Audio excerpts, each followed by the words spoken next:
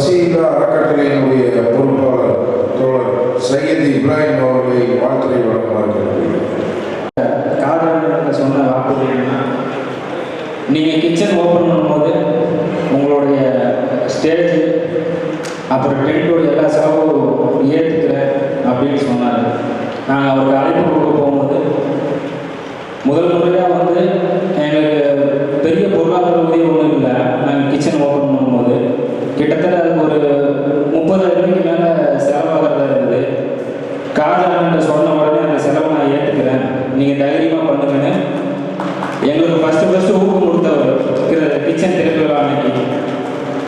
அது வந்து எங்களை போன்ற நிறைய நபர்களுக்கு அவர் இன்னும் அதிகமாக செய்யணும்னு பிரார்த்தனை பண்ணிக்கிறோம். பேசுவதற்கு வாய்ப்பு கொடுத்த காஜல் அவர்களுக்கு மனமான நன்றிகளும் பிரார்த்தனைகளும்.